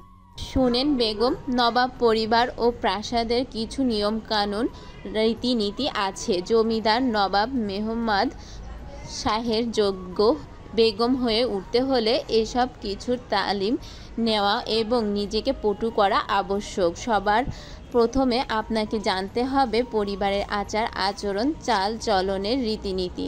জানতে ও মানতে হবে ইসলামের প্রতিটি বিষয়, বিশেষ নামাজ কালামের কার্যপন্থা। কথা বলার এই ধরন ছাড়তে হবে। কথাবার্তা চালচলন আচরণের থাকতে হবে মাধুর্যতা, রুচিশীলতা ও আভিজাত্য। আপনাকে তালিম আজ রাত থেকেই দিব। আপনি প্রস্তুত হন, আমরাও প্রস্তুত হচ্ছি, ঠিক আছে? জি। তবে বিদায় বেগম। মাথা নত করে স্থান ত্যাগ করেন তারা। যামিনী উদাস হয়ে হৃদয়ে দরজার পাশে স্থির খাটিয়ায় বসে পড়ে। চোখ জোড়া বদ্ধ হয়ে আসে তার নিজের অনিশ্চিত অপরিচিত জীবনের চিন্তা করলে। নোনা জল গড়িয়ে পড়ে আখি জোড়া হতে অচিরে। দিলরুবা বুঝতে পারে তার প্রিয় বেগমের পায়ের কাছে বসে হাত দুখানে নিজের দুই হস্তের মাঝে নিয়ে মিনতি করে। আপনি কাঁদবেন না বেগম, নিজের জান প্রাণ লাগিয়ে দিন যোগ্য বেগম হতে। দেখবেন শীঘ্রই আল্লাহর দয়ায় জমিদার বাবুর হৃদয়ে একমাত্র আধিপত্য আপনারই হবে। খানিকটা অসুস্থই হয় রমণী। মনে মনে অটল হয় নিজেকে এই নবাব বাড়ির রীতিনীতিতে সিদ্ধ করার উদ্দেশ্য। মেহমাদ শাহ তার দাদিজান তথা বেগম লুৎফুন্নেসার সম্মুখে নত দৃষ্টিতে দাঁড়িয়ে। বেগম লুৎফুন্নেসা নিজের কাঠের বাক্সটা থেকে পান পাতা বের করে তাতে জর্দা ও চুন দিয়ে খাবার উপযোগী করেছে। অনেকটা সময় নীরব থাকার পর মেহমাদ নিজেই জিজ্ঞেস করে, আমাকে কি আপনি ডেকেছিলেন দাদিজান? আপত্তি না থাকলে কি জন্য জানতে পারি? কিছুটা তাচ্ছিল্য মাখা হাসি ফুটে ওঠে বৃদ্ধ নারীটার তেজস্বী মুখশ্রীতে। সময় হলেই জানবে আমার শাহ। বউ পেয়ে এত অধৈর্য হয়ে উঠেছ? দাদিজানকে প্রশ্ন করো। বাহ বাহ, ভালোই উন্নতি। নিরুত্তাপ যুবক। পুরো কক্ষ জুড়ে নীরবতা। শোনা যাচ্ছে শুধু চাঁতি দিয়ে সুপারি কাটার শব্দ। নিজের কাজে ব্যস্ত থেকেই প্রিয় পুত্রের উদ্দেশ্যে মুখ খুললেন বেগম লুৎফুন্নেসা। শুনলাম ওই আধারিয়া কন্যাকে নাকি নবাব বাড়িতে তুলতে না পেরে জঙ্গলের দালানে তুলেছ? নির্লিপ্ত ভঙ্গিমায় মেহমাদ শাহ উত্তর দেয়, এই নবাব বাড়িতে একমাত্র রাজত্ব আপনার। এখানে কে থাকবে বা কে থাকবে না এর সিদ্ধান্ত অবশ্যই আপনি নেবেন। আমি আপনার সিদ্ধান্তকে আমি সম্পূর্ণভাবে সম্মান করি, মানি। তাতে আমার কোনো রূপ আপত্তি করার অধিকার নেই। তিন কবুল বলে পূর্ণ চেতনায় এই ধরনীয় যাবতীয় সৃষ্টির রচয়িতা শেহেনশাহ আল্লাহকে সাক্ষী রেখে সেই কন্যাকে নিজের ইহকাল ও পরকালের জন্য কবুল করেছি। ওই আল্লাহর পবিত্র বন্ধনকে অস্বীকার করার সামর্থ্য আমার নেই সামর্থ্য সেই স্ত্রী লোকের দায়িত্ব অস্বীকার করার। আমার সিংহ, তুমি ভুলে যাচ্ছ তুমি কে। তুমি সাধারণ ঘরে জন্মানো কোনো বালক নও, তুমি নবাব বাড়িতে জন্ম নেওয়া শাহজাদা। নবাব বাড়ি এবং গোটা শেরপুরের দায়িত্ব পালন না শুধু তোমার কাজ, গোটা বিশ্বের থেকে নবাব বাড়ি ও শেরপুরের রহস্য রক্ষা করার দায়িত্বও তোমার। আর তোমার স্ত্রীও কোনো সাধারণ বধূ হবে না, তার কাঁধেও তোমার সমান দায়িত্ব থাকবে। তুমি এক দফা ভাবে সেই যোগ্যতা আছে নাকি ওই কিশোরীর? জানো তো, পরিকল্পনা সঠিক না থাকলে ক্ষমতাধর রাজাও জেতা যুদ্ধে হারে। সর্বশ্রেষ্ঠ পরিকল্পনাকারী আল্লাহ, নিশ্চয়ই তার পরিকল্পনা অনুযায়ী আমাদের বিবাহ হয়েছে। এখন বিদায় দাদিজান, আসসালামু আলাইকুম। মেহমাদ শাহ বেগম লুৎফুন্নেসার কক্ষ ত্যাগ করে। বৃদ্ধ নারীটার মুখমণ্ডল প্রদাহপূর্ণ, মনে মনে পরিকল্পনা আঁকছেন দাবার ছক থেকে অপ্রিয় পাশাটাকে সরানোর। যুবক বের হলে মিনার হুজুর বলে তার পেছন পেছন তার কক্ষ আসে। অনেকটা খোশামদি করেও নিজের কৌতূহল প্রকাশ করে সে। আচ্ছা জমিদার বাবু, আপনি তো চাইলে আমাকে বা অন্য কাউকেও আদেশ করতে পারতেন ওই মেয়েকে বিবাহ করতে, তা না করে আপনি নিজেই এমন বদসুরত। নিজের মনিবের চোখে চোখ পড়তেই কথা সেখানে বন্ধ করে মাথা নিচু করে ফেলে মিনার। নিজের খাসবৃত্তের কথায় স্মিত হেসে গম্ভীর গলায় উত্তর দেয়, ঝামেলাটা আমার ছিল, তার ফলাফল অন্যকে ভোগ করালে আমার ক্ষমতা বোঝানো হতো ঠিকই, কিন্তু সম্ভ্রম ও মান নিচে নেমে যেত। আর মানুষের মাঝে বদসুরাত বলে কিছু আছে আমার মনে হয় না। বেগম বেগম বেগম। উৎফুল্লতার সহিত যামিনীকে ডাকতে ডাকতে কক্ষে ঢোকে দিলরুবা। হঠাৎ প্রিয় মাদিকে এত আনন্দিত দেখে একটু আশ্চর্যই হয় যামিনী।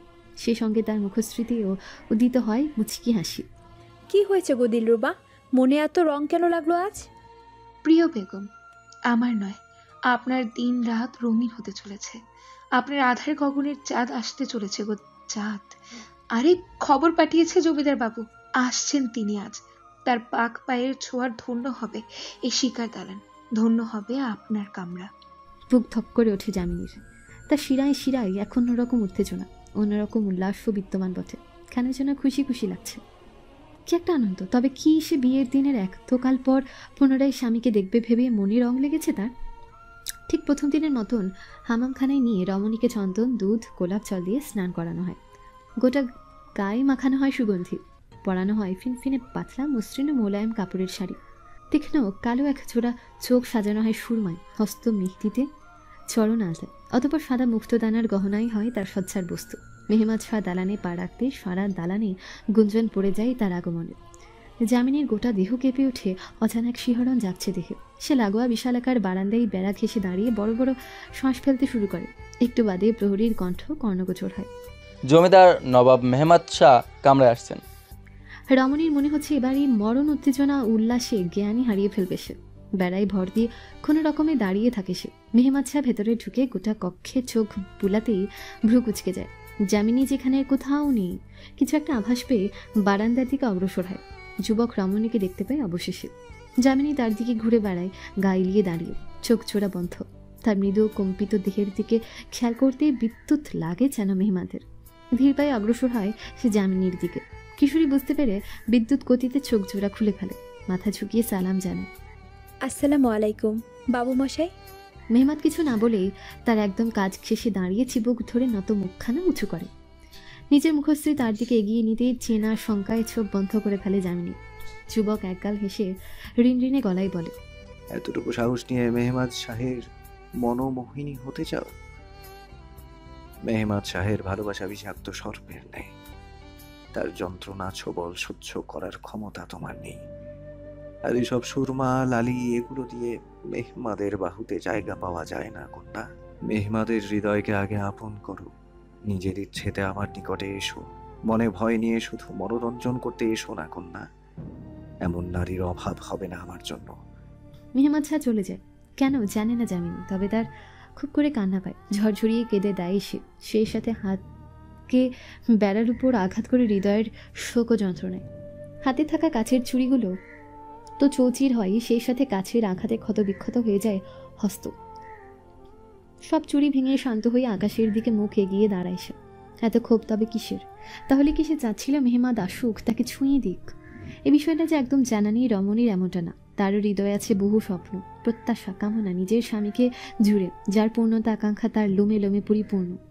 এদিকে তার সাথে ক্রন্দন করতে বসে আকাশও। মুষলধারে বৃষ্টি নামে, ভিজিয়ে দেয় রমণীকে।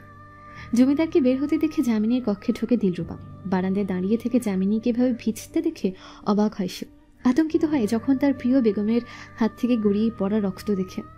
বেগম, বেগম ভিতরে আসুন, আপনার হাত থেকে রক্ত পড়ছে, ভিতরে আসুন। জামিনী শুনে না তার কথা।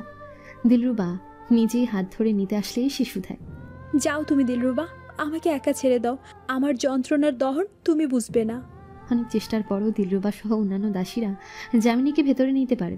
গোটা দালানে দাবা নলের ন্যায় ছড়িয়ে পড়ে কথা। মেহমাদ শাহের কানে আসতে সে নিজের কক্ষ ছেড়ে ক্ষুব্ধ হয়ে জামিনীর কক্ষে ঢোকে। দাসীদের ভিড় দেখে ধমক দিয়ে উঠে সে, বের হও সকলে, বের হও, কামরা আমার খালি চাই এই মুহূর্তে। পর মুহূর্তে সমগ্র কক্ষ খালি হয়ে যায়। মেহমাদ বারান্দার দিকে অগ্রসর হয়। জামিনীর কোমর আঁকড়ে ধরে নিজের সাথে মিশিয়ে ক্ষুব্ধ কণ্ঠে প্রশ্ন করে, তোমার স্পর্ধা কি করে হয় আমার উপস্থিতিতে এমন কাণ্ড ঘটানোর? কি করে? তাকে অবাক করে জামিনী নৈশব্দে তার অধরষ্ঠ নিজের অধর ছুঁয়ে দেয়। বক্ষে লুটিয়ে পড়ে আকুতি ভরা কণ্ঠে আবেদন করে, আপনার সব ক্রোধ মেনে নিলাম বাবুমশাই, মেনে নিলাম আপনার ভালোবাসার যন্ত্রণা, মেনে নিলাম আপনার সকল বিষাক্ত ছোবল। তবুও আমাকে আপনার ভালোবাসার ভিক্ষা দিন, আপনার হৃদয়ে জায়গা দিন, জায়গা দিন আপনার এই পক্ষে, বাহুতে, আপনার গোটা দেহে। আমার আধার যৌবন আপনার চরণে অপূর্ণ করেছি বাবুমশাই, ফিরিয়ে দিবেন না? মেহমাদ শাহ অপলক দেখতে থাকে এই বৃষ্টির সিক্ত কিশোরীকে। চাঁদের আলোতে স্পষ্ট দেখতে পাচ্ছে তার মুখশ্রী। কৃষ্ণাঙ্গ গরণ, গোলগাল শিশু সুলভ মুখশ্রী, সরু নাক, ছোট টানা টানা হরিণীর ন্যায় মায়া ধরানো আঁখি, পুরো ঠোঁট, সব মিলিয়ে যেন কোনো গ্রিক পৌরাণিক কাহিনীর দেবী। চিবুক ধরে ললাটে গভীর চুম্বন করে। কোলে তুলে নিয়ে অগ্রসর হয় কক্ষের দিকে যুবক। দাসী তারা ওষুধ আনিয়ে নিজ হাতে লাগিয়ে দেয় জামিনীর হস্তে। অতঃপর নিশুতি রাতে অন্যরকম এক সুখকর ও যন্ত্রণাকর পথ পাড়ি দেয় মেহমাদ শাহ তার চন্দ্রমল্লিকা। পালঙ্কে দেহের তীব্র যন্ত্রণা নিয়ে শুয়ে আছে জামিনী। মেহমাদ শাহ নিজ হাতে ব্যথা উপশমের জন্য কুসুম গরম পানিতে ভিজানো কাপড় দিয়ে ছ্যাঁক দিয়ে দিচ্ছে প্রেয়সীকে। তাও যেন কন্যার আর্তনাদ থামার নাম নেই। চন্দ্রমল্লিকা, তুমি ছোট, তুমি তো বুঝবে না, জানো না। আমারই বোঝা উচিত ছিল, এত কম বয়সে চাপ দিয়ে ফেললাম। মেহমাদের হাত ধরে তাকে থামিয়ে দেয় জামিনী। তার হাত নিজের বুকে জড়িয়ে রিনরিনে কণ্ঠে বলে ওঠে, বাবুমশাই, যেই যন্ত্রণা আমায় আপনার আরও কাছে নিয়ে যায় তা আমার নিকট অনেক সুখের, তা আমায় ধন্য করে। দয়া করে নিজেকে দুষবেন না।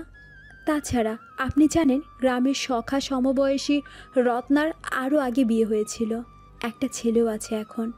আমার শুধু একটাই আর্জি, তা হলো আপনি আমাকে নিজের নিকটে রাখেন, এতটা নিকটে যেন কেউ না আলাদা করতে পারে আমাদের।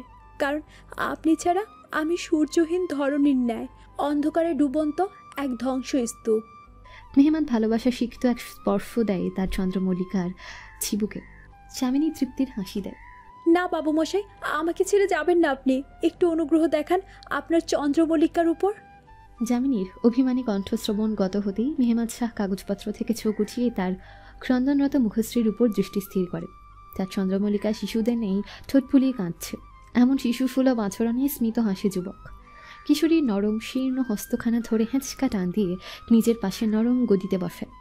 জামিনী আদুরে বিড়ালের নেই আরও গা ঘেঁষে বসে, বুকে মাথা রেখে বলে, বিয়ের 1.5 মাস পর প্রথমবারের মতো আপনাকে নিকটে পেলাম। 4টে দিনও ঠিকঠাক কাটলো না, আর আপনি চলে যাবেন বলছেন। বাবুমশাই, আর কটা দিন থেকে যান না আমার বক্ষে। মেহমাদ শাহ তার মুখশ্রী বক্ষ থেকে তুলে দুহাতে আগলে নেয়। দু চোখের কোণে জমিত মুক্ত দানা নিয়ে ঝলমলে অশ্রু মুছে ধীর স্পর্শে, আমার মায়াবী হরিণী, আমারই লোকেশী রাজকন্যা, সোনালী পক্ষী, এভাবে না বালকের সদৃশ কেঁদো না। আমাকে যেতে হবে চন্দ্রমল্লিকা, বহু কাজ পড়ে আছে। জমিদারদের জমিদারি প্রথম অগ্রাধিকার। আমি আবার আসব, বেশ খানিক সময় নিয়ে আসব। তবে আপনার নিকটে নিয়ে যান, যেখানে সারাটা সময় নিজ নয়ন যুগল ধন্য করতে পারি আপনাকে দেখে। আপনি হিনা আমি এক তৃষ্ণার্ত চাতক পাখি যে বেকুল আপনার এক দফা দর্শন পেতে। ছলো ছলো চাহনি ও অস্ত্র ভেজা কণ্ঠ যামিনী। যুবকের হৃদয়ে ছুরিকাঘাত করে যায় এরূপ প্রেমময় ও মাধুর্যপূর্ণ বাণীতে। হৃদয়ের সবটুকু অনুভূতি নিংড়ে ঢেলে দেয় কিশোরীর অধরে। স্বীয় মনোমোহিনীকে বাহুবন্ধনে আবদ্ধ করে শুধাই, নিয়ে যাবে তো? তোমার যোগ্য স্থানে তোমায় রাখতে হবে না? তুমি দোয়া করো আমাদের জন্য আল্লাহর নিকট। আর হ্যাঁ, নবাব মেহমাদ শাহের স্ত্রীকে আঁখি জলে নয় উত্তরতে মানায়। শেষ বাক্যটা শ্রবণেন্দ্রিয়ে প্রবেশ করতে যামিনীর ক্রন্দনরত মুখশ্রীতে একগাল হাসি ফুটে ওঠে। আরো গভীর ও দৃঢ়ভাবে জড়িয়ে ধরে নিজের স্বপ্নপুরুষকে। মেহমাদ শাহ তার থেকে বিদায় নিয়ে নবাব বাড়ির জন্য যাত্রা শুরু করে ঘোড়ার গাড়ি করে। যামিনী সেই অবধি তাকিয়ে থেকে তার যাওয়ার পথে যে অবধি গাড়িটা অদৃশ্য না হয়েছে। উঠানে চাদর বিছিয়ে চৌকি পেতে বসে যামিনী তসবি পড়ছে। দিলরুবাও নিচে বসে আছে। সন্ধ্যালোকের আবছা আলো, মৃদু বাতাসে শীতল আবহাওয়া, বেশ মন মাতানো পরিবেশই। তবে রমণী উদাস মনে আকাশপানে তাকিয়ে আছে, ভাবছে নিজেরই আলো আধার সংসারের কথা। সময়ই চলছে আপন গতিতে, তার সঙ্গে তাল মিলিয়ে চলছে যামিনীর সংসার। 9 মাস, সাধারণ হিসেবে প্রায় 270 দিন কেটে গিয়েছে তাদের বিবাহে। অথচ সর্বমোট 45 দিনও হয়তো যামিনী তার বাবু মশাইকে পায়নি। নিজের মন্দভাগ্যের প্রতি উপহাস করে নিজেই হাসল, আবার এক ফোঁটা অশ্রুও ফেলল। বিড়বিড়ালো, আল্লাহ, আমি কতটা মেহমাদকে চাই। তিনি শুধু আমার ভালোবাসা ও স্বপ্ন নয়, প্রয়োজনও। তবে এখন তিনি আমার নেশাতে পরিণত হয়েছে। না তাকে ছাড়া আমার দিন কাটতে চায়, আর শস্যাতে বিভীষিকাময় হয়ে ওঠে রাত্রির অন্ধকার। তিনি আমার জীবনে আসার চন্দ্রপুকুর। তুমি তো সবচেয়ে আপন তোমার বান্দার সর্বোত্তম পরিকল্পনাকারী। ওনাকে আমার নিকটে আনার ব্যবস্থা করো না খুব দ্রুত। আমি যে জীবনে শক্তিহীন হয়ে পড়ছি আমার বাবু মশাইকে ছাড়া। সে মুহূর্তে গোটা শিকার দালানে গুঞ্জন পড়ে যায় মেহমাদ শাহের আগমনের। অবিশ্বাস্য বোধ হয় রমণীর। হ্যাঁ তো সত্তর, বুঝি দোয়া কবুল হয়। সে অবিলম্বে দালানে ঢোকার সংকীর্ণ পথ চেয়েই দাঁড়ায়। হাতির ইশারায় স্থান শূন্য করতে আদেশ করে সকল খাদিম ও দাসীদের। তার অপেক্ষার অবসান ঘটিয়ে কাঙ্ক্ষিত পুরুষটার আগমন হয়। তবে প্রতিবারে নেই এবার মেহমাদ শাহের প্রাণচঞ্চল এক গাল হাসি বিদ্যমান মুখমণ্ডল দেখতে পায় না, শুধু দর্শন করে এক ক্লান্ত যুবককে। মেহমাদ শাহ এগিয়ে এসে তার সম্মুখে দাঁড়াতে রমণী বাবু মশাই বলে হাতের পিঠে চুমু খায়। আসসালামু আলাইকুম, আপনি কেমন আছেন? সেই যে গেলেন আর তো এলেন না আপনার এই অধম চন্দ্রমল্লিকার নিকট। এতটাই মুছে ফেলেছেন আমায় হৃদয়ের কিতাব হতে। যুবক নিঃশব্দে বক্ষে মিশিয়ে নেয় তাকে, আবেগভরা কণ্ঠে বলে ওঠে, আমি ক্লান্ত চন্দ্রমল্লিকা, প্রচন্ড ক্লান্ত এক সৈনিক, যে আধারের সাথে লড়তে লড়তে হারতে প্রস্তুত। তবে তুমি আমার এক ফালি চন্দ্র সুধা হয়ে লড়ার বল দাও। তুমি আমার প্রাণ শক্তি ও প্রেরণার উৎস। তুমি চন্দ্রমল্লিকা, ভালোবাসি চন্দ্রমল্লিকা। আমিও ভালোবাসি, মাত্রা ছাড়ানো প্রিয় আপনি আমার। কয়েক মুহূর্ত উষ্ণ বন্ধনে পেরিয়ে গেল। মেহমাদ শাহ নিজের থেকে সরিয়ে ফেলল যামিনীকে। এই কড়া রৌদ্রে এখানে আসতে আসতে ঘেমে নিয়ে শরীর আঠালো হয়ে গেছে, স্নান করতে হবে। আমি কক্ষে যাচ্ছি, তুমি দাসীদের বলো হাম্মাম খানা তৈরি করতে আমার স্নানের জন্য। হৃদয় মুচড়ে ওঠে কিশোরী। মেহমাদ শাহকেও তার নাই দাসীরা স্নান করাবে না কি সেই শঙ্কায় হে যে একদমই তার যাওয়া ভিন্ন। কিছুটা বিড়ম্বনা লজ্জা নিয়ে সে প্রস্তাব রাখে, আপনি যদি কিছু মনে না করেন বাবু মশাই, আজ আপনাকে আমি স্নান করাতে সহায়তা করি। দুষ্টু হাসে মেহমাদ শাহ। এতটা অধৈর্য হয়ে পড়েছ কেন চন্দ্রমল্লিকা? তোমার শয্যাতেই তো রাত্রি পার হবে আজ আমার। অপ্রস্তুত হয়ে পড়ে যামিনী। লাজুক হাসি খেলানো মুখে ঝুঁকে কোনো রকমে বিদায় জানিয়ে চলে গেল। এ রজনীটা ভয়ঙ্কর রকম সুন্দর কাটল যামিনী মেহমাদ শাহের সঙ্গপে। তবে সুখের সমাপ্তি করে ফজরের নামাজের পরেই বিদায় জানালো তার বাবু মশাই। বিদায়ের লগ্নে মেহমাদ শাহের বক্ষে মিশে কেঁদে দেয় যামিনী। মেহমাদ শাহ রমণীর অস্ত্র মুছিয়ে তার ডান হাতে লালচে রত্নে সজ্জিত স্বর্ণের তৈরি কঙ্কন পরিয়ে দিয়ে হাতের পিঠে গভীর চুম্বন করে। আমাদের খানদানি কঙ্কন আজ তোমায় দিলাম। আমার সকল ভালোবাসা অনুভূতি মেশানো এই কঙ্কনে যতবার আমার স্মৃতি প্রণয়ে দগ্ধ হবে ততবার ছুঁয়ে দিও এই কঙ্কনকে। মনে করবে আমাকেই ছুঁয়ে দিলে, করতে পারবে না আমায় ভালোবেসে আমার উদ্দেশ্যে অপেক্ষা। আপনার চুম্বন রস এমনকি একটা দর্শনই যথেষ্ট আপনার জন্য এক যুগ পার করার জন্য। যন্ত্রণাদায়ক ভীষণ। তবে সবশেষে যখন আপনার নিকটে যাই বাবু মশাই, তখন সব ভুলে যাই। অনুভূতিকে মাটি দিয়ে ঘোড়ার গাড়িতে উঠে বসে মেহমাদ শাহ। তবে ব্যাকুলা পক্ষীর ন্যায় দাঁড়িয়ে থাকে যামিনী। আজ প্রায় 2.5 মাস মেহমাদ শাহের আগমন হয়নি যামিনীর কক্ষে। চিঠি এসেছে অবধি 3টা, তাও বেশ কদিন পূর্বে। তবে কিশোরী মানিয়ে নিয়েছে, প্রেম ভক্তি নিয়ে অপেক্ষা করে আছে প্রিয়তমের আশার। হীরের তাজটাকে মাথার উপর সাজিয়ে ঘুরে ঘুরে দেখছে যামিনী, আর চাপা হাসছে। এই তাজটা যখন মেহমাদ শাহের 5বার এসেছিল তখন উপহার দিয়েছিল। রমণীর অত্যন্ত প্রিয় এটা।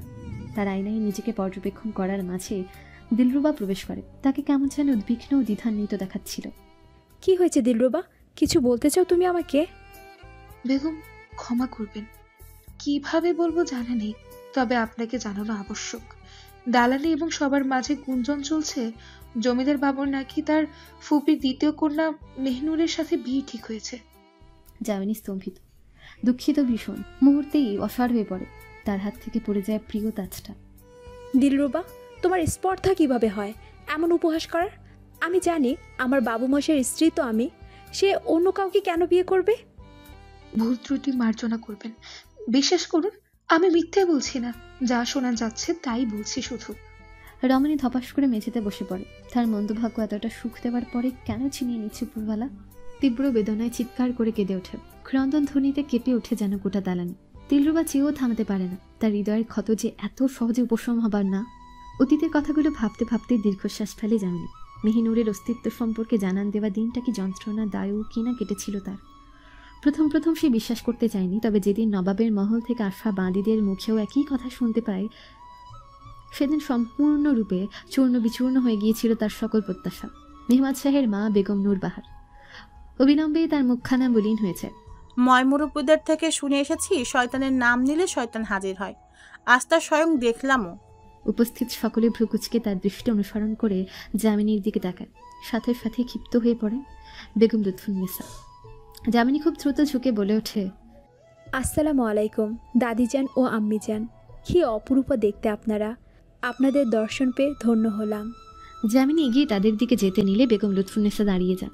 আমি উঠছি মেহনুর, নূরবাহার, আমার দ্বারা এই কলঙ্কে এক মুহূর্ত দর্শন করা সম্ভব নয়। আর আমার জান শাহজাদি মেহনুর, অন্ধকার থেকে দূরে রাখা নিজেকে, এদের কাজই আলোকে গ্রাস করা। আমিও চলছি শাহজাদি, নিজের খেয়াল রাখবে ও নবাবকে কাছে রাখবে। যেই আধার নেমেছে গগনের বুকে, প্রথম দিনই মাহফিলে ব্যাঘাত ধরিয়ে দিল। বেগম লুৎফুন্নেসা বেগম নূরবাহার উভয় গমন করে নিজ নিজ গন্তব্যে। তবে স্তম্ভিত হয়ে দাঁড়িয়ে থাকে যামিনী। নিমিষে আঁখি ভরে উঠেছে নোনা জলে। এতটা অবজ্ঞা ও অপমান তার গলধকরণ করতে বহু কষ্ট হচ্ছে। যদিও বেগম নূরবাহার মেহমাদ শাহের কে তা জানে না যামিনী, তবু কটু ভাষা কি আর গায়ে না লেগে থাকে? বেগম চন্দ্রমল্লিকা, আসুন বসুন আমার সাথে, গল্প গুজব করি। এই মহলে আমার বয়সের কেউ নেই, আজ আপনাকে পেলাম, আসুন কথা বলি। মেহনুরের হাস্যময় কণ্ঠ শুনে চমকিত হয়ে তাকায় যামিনী। বেশ শান্ত হয়ে তার পাশে যেয়ে বসল। তোমার বিষয়ে অনেক শুনেছি যামিনী শাহের নিকট, সত্যি দেখতে অনেক মোহনীয় তুমি। সুন্দর ও বিপরীত বাক্যে অপমান করলেন বুঝি শাহজাদি? আমি রূপ বংশহীন আমি জানি। যেখানে সবাই আমাকে আধার ডাকে, সেখানে আপনার প্রশংসা পুরোটাই অমানানসই। নানিজানের কথা বলছো? তার কথাই মন খারাপ করো না, তিনি মানুষটা মন্দ নন। আসলে সবাই তো চাই নিজের ঘরের জন্য যোগ্য পুত্রবধূ আনতে, নানিজানও চাইতেন শাহের জন্য। তুমি একবার ভাবো, তুমি নবাবের যোগ্য নাকি শুধু ভাগ্য লিখনের জোরে পেয়ে বসেছ? যাকে চলো তোমাকে অন্দরমহল ঘুরে দেখাই। মেহনুরের সূক্ষ্ম খোঁচা অতি সহজে অনুধাবন করতে পারে যামিনী। যুবতী নির্লজ্জভাবে হাসা দেখে তার হৃদয় তো বলছে কঠোর দুটো বাণী শুনিয়ে দিতে, তবে সে তা করল না, বরং খুব সৌজন্যতার সহিত প্রত্যাখ্যান করল তার প্রস্তাব। দুঃখিত শাহজাদি, আজ যেতে হবে, অন্য একদিন ইনশাল্লাহ। যামিনী নিজের কক্ষের পথে হাঁটা ধরল। কক্ষে যাওয়ার সরু রাস্তায় এক বয়োজ্যেষ্ঠ নারী বিদ্রুপ করে উঠল। কেমন লাগলো অপমানিত হয়ে বেগম? এই রাজমহল হলো বিশাল আকৃতির এক অজগর, হয় লড়তে হবে নয় মরতে হবে। অন্যান্য গ্রামের সাধারণ সংসারের ন্যায় চাইলেও এখানে মাটি কামড়ে থাকা যায় না। পদে পদে দংশিত হতে হতে একসময় বিষে ডুবে মরতে হয়। হাসতে হাসতে তিনি চলে যান। কিশোরীকে কিছু বলার এক দফা সুযোগও দেন না, তবে এই নারীর কথাবার্তায় তীব্র আক্রোশের স্পষ্ট ছোঁয়া পায় সে। নিজের হৃদয়ের আর্তনাদের মাঝে এত সব খেয়াল করতে পারে না সে। নিজের কক্ষে চলে যেয়ে মেঝেতে লুটিয়ে কাঁদতে শুরু করে। মাগরিবে নামাজ শেষ করে যামিনী উদাস মনে কক্ষের জানলার সামনে দাঁড়িয়ে আছে। এমন সময় একজন দাসী নিয়ম মোতাবেক সালাম দিয়ে জানালেন, বেগম, জমিদার নবাব শাহ আপনাকে তার কক্ষে ডেকেছেন। রমণী মেহমাদ শাহের আদেশ মোতাবেক দাসীর সাথে তার কক্ষের বাইরে দাঁড়িয়ে দরজায় করাঘাত করে। যুবক আদেশ করলে প্রহরী দরজা খুলে দেয়। প্রবেশ করতে কোনো দিকে না তাকিয়ে ছুটে যেয়ে গলা আঁকড়ে ধরে তার প্রিয়তমের যামিনী। ক্রন্দনা নন্মুখেই জিজ্ঞেস করে, আপনি কোথায় ছিলেন বাবু মশাই? আপনি জানেন না আপনাকে ছেড়ে কতটা অসহায় আপনার চন্দ্রমল্লিকা এই নিষ্ঠুর জগতে। দুনিয়ার মানব আমাকে কথার দড়িতে গলা চেপে হত্যা করতে প্রস্তুত, শুধু আপনার স্ত্রী হয়েছি বলে। মেহমাদ শাহ দুহাতে প্রেয়সীর মুখশ্রী আঁকড়ে ধরে অনুভূতি মাখা চুম্বন করে ললাটে। আবেগপ্রবণ হয়ে পড়ছে জমিদার নিজেই জানো। আমি জানি যামিনী, আমি সবটুকু জানি, তবে এই অন্তর্মহল বা কারো হৃদয় ও মস্তিষ্কে আমার নিয়ন্ত্রণ নেই। তোমার স্থান ও মর্যাদা তোমাকেই তৈরি করে নিতে হবে। কিছুটা সময় বিরতি নিয়ে পুনরায় মুখ খুলে যুবক, যাই হোক, এখন আমার এই মুখশ্রী থেকে সকল ক্রন্দন, হতাশা, বেদনার ছাপ সরিয়ে ফেলো। এখন তোমাকে আমি গোটা অন্তর্মহল ঘুরে দেখাবো। সায় জানাই রমণী। অতঃপর দুজন বেরিয়ে পড়ে অন্তর্মহল পরিদর্শনে। মেহমাদ শাহ একে একে অন্তর্মহলের প্রতিটি কোণাকে পরিচিত করায় যামিনীর সাথে। অন্তর্মহলের সাজসজ্জা ও আভিজাত্য দেখে কিশোরীর মনে হচ্ছে সে এক অন্য জগতে পা রেখেছে। অন্দরমহল হলো নবাব বাড়ি তথা মহলের অভ্যন্তরেরও পিছনের ভাগ, যার বাগান ও বাহিরের সীমানা সম্মুখের অংশ থেকে পৃথক করা হয়েছে উঁচু দুটো দেয়াল দ্বারা এবং মহল থেকে বিভক্ত করা হয়েছে 3টা প্রকাশ্য ও বেশ কিছু গোপন দরজার দ্বারা।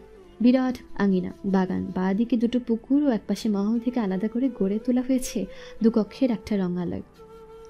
যাবতীয় সুযোগ সুবিধার ব্যবস্থা করা। যাত্রা শেষে যামিনী ও মেহমাদ শাহ তার কক্ষে ফিরে আসে। যুবক তার প্রেয়সীর হাত দুটো মুঠোয় নিয়ে প্রশ্ন করে, কেমন লাগলো তোমার নিজের বাস্তব ঠিকানা?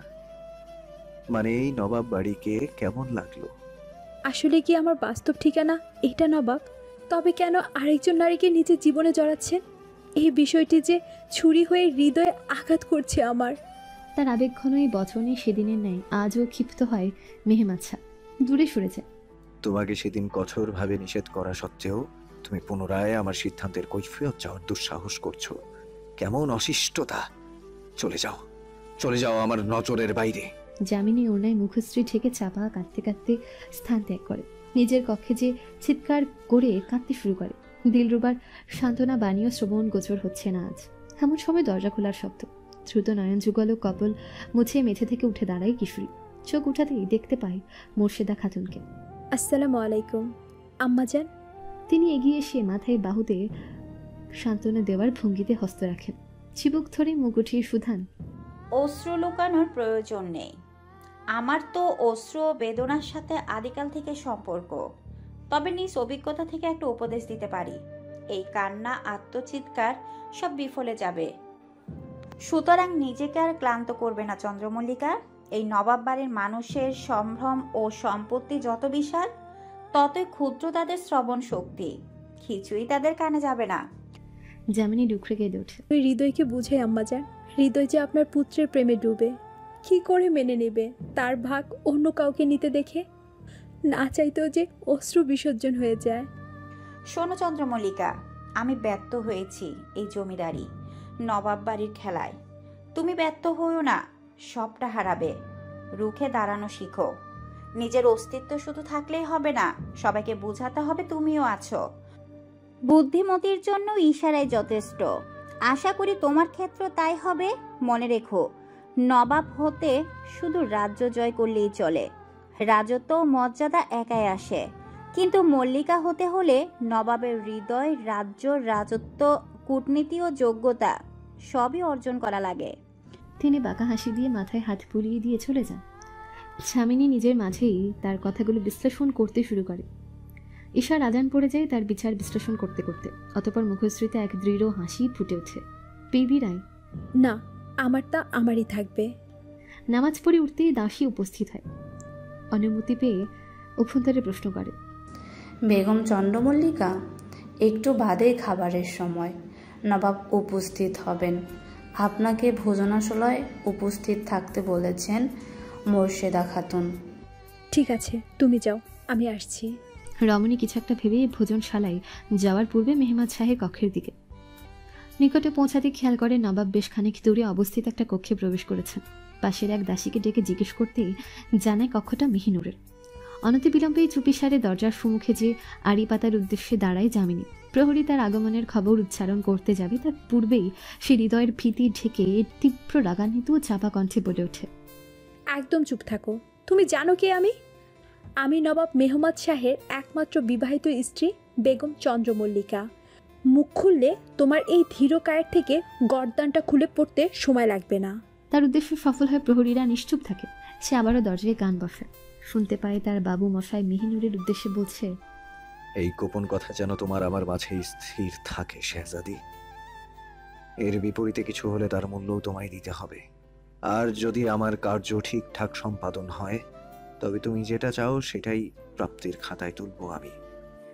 আপনি চিন্তা করবেন না শাহ, আপনার গোপন কথা আমারও গোপন কথা। ইনশাল্লাহ আপনি আমার দিকে হতাশ বা রাগান্বিত কিংবা ঘৃণার দৃষ্টিতে তাকানোর সুযোগ পাবেন না। তবে একটা কথা। হ্যাঁ বলো চন্দ্রপ্রভা। আপনি কথাগুলো যামিনীকে বলছেন না কেন? এতে তো তারই। এই নবাব বাড়িতে যার যার স্থান তাকে নিজে অর্জন করে নিতে হয়, তাকেও তা করতে হবে, না হলে বিলীন হনে এটাই সত্য। এখন চলো ভোজনশালার দিকে যাওয়া যাক। আর ভাবার সময় পেল না শেষ বাক্যটা শুনে। তড়িৎ গতিতে দূরে সরে গেল। দীর্ঘশ্বাস নির্গত হলো দেহ থেকে। তবে এবার আর সে কাঁদল না। তবে শ্রবণেন্দ্রিয়ে প্রবেশ করা কথোপকথন নিয়ে ভাবনার আসর বসিয়ে সেও ভোজনশালার দিকে অগ্রসর হলো। দেখতে পেল নবাব পরিবারের সবাই খাবার সাজিয়ে রাখা চৌকির সম্মুখে বসে গল্প করতে ব্যস্ত। সেও নৈশব্দে যেয়ে বসল নবাবের আসনের ডান দিকের আসনে। একটু ক্ষুণ্ণ দেখালো এবার উপস্থিত মানুষদের। একটু বাদে প্রবেশ করলো মেহমাদ শাহ মেহিনুর। সকলে উঠে দাঁড়িয়ে সালাম জানালো। বেগম নূরবাহার বলে উঠলেন, মাশাআল্লাহ, কি সুন্দর লাগছে আমার পুত্রকে মেহিনুরের সাথে। যেন চন্দ্রপ্রভা বস্তুতই এসে পড়েছে আমার সিংহের গায়ে। খাওয়া শুরু করা যাক, বিসমিল্লাহ। নৈশব্দে ভোজন শুরু করলো উপস্থিত সকলে। নানা পদের খাদ্য। যামিনী চেয়েও স্বাদ নিতে পারছে না কিছু। থালায় বিদ্যমান খাবার নড়াচড়া করেই যাচ্ছে শুধু। বেগম লুৎফুন্নেসা খাওয়ায় খানিক মুহূর্তের বিরতি নিয়ে আদেশ করে ওঠেন মেহমাদ শাহকে, তোমায় কাল 4 দিনের জন্য শহরে যেতে হবে মেহমাদ। জরুরি দরকার পড়েছে ব্যবসার কাজের। তুমি নিজে না যেয়ে দেখলে চলবে না। এই বচন কর্ণগোচর হতেই দেহ শীতল হয়ে পড়ে যামিনী। তবে কি তার বাবু মশাইয়ের অনুপস্থিতিতেই তার সাথে ভয়ঙ্কর কিছু করেই তাকে তাড়ানোর পরিকল্পনা করছেন দাদি চান? নিশুতি রাত্রি। দিলরুবা যামিনীর সিক্ত চুলগুলো অতি যত্নের সাথে শুকিয়ে দিচ্ছে ধোঁয়ার সহায়তায়। রাত্রি নীরবতা গ্রাস হয় ঠকঠক শব্দে। চমকে ওঠে যামিনী। নিজের কোমরে শাড়ির ভাঁজে গুজে রাখা ছোট্ট ছুরিটা হাতে চেপে ধরে দিলরুবাকে ইশারা করে দরজা খোলার জন্য। দরজা খুলে দিলরুবা হেলে দুলে প্রবেশ করেন সে অপরিচিত মাঝবয়সী নারী। কি গো কোনা, ভীতিগ্রস্ত হয়েছিলে নাকি অর্ধরাত্রিতে কারোর আসার শব্দ পেয়ে? হো হো করে হেসে ওঠেন তিনি। বেশ কাছাকাছিও এসে পড়েন কিশোরী। তার গা থেকে নির্গত লাগাম ছাড়া দুর্গন্ধ সহ্য করতে না পেরে পিছিয়ে যায় যামিনী। দিলরুবা বলে ওঠে, আদব বজায় রাখুন, বেগম থেকে দূরত্ব বজায় রেখে কথা বলুন। যে পেল না শেরপুর জমিদারি, সে আবার হবে জমিদারনি। ভালোই রসিকতা করতে পারো দাসী। কি চান আপনি আমার নিকট? কেন এসেছেন এখানে? বের হন, না হলে আমি প্রহরীদের ডাকতে বাধ্য হব। দমিত ভয় নিয়ে চোখ রাঙায় যামিনী। তাতেও যেন দমার নয় এই নারী, বরং একদম নিকটে যে ফিসফিসিয়ে শুধাই, আমার সব শেষ করে দিয়েছে ওই নবাব বাড়ি, বাকি রেখেছে শুধু রহস্যের হৃদয়ে গেঁথে রাখা আমাকে। ডাকো কাকে ডাকার। আমি গুলভার খাতুন, অমাবস্যার ওই কালরাত্রি আমি, যাকে সমাপ্ত করতেও কেউ তার সম্মুখে আসতে চায় না। তোমাকে পোড়াতে আমার বেশ লাগে, মনে হয় যন্ত্রণা ভাগাভাগি করছি। কন্যা, জমিদারি চাইলে জমিদারকে খুশি রাখা, আর জমিদার চাইলে জমিদারিকে যথার্থ রাখা আবশ্যক।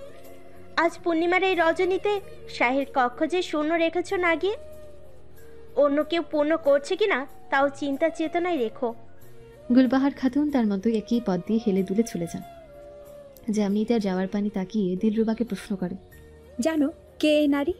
না বেগম, এতটা সময় অন্দরমহলে ঘোরাঘুরি করেছি, ওনাকে মাত্র 2 বার দেখলাম।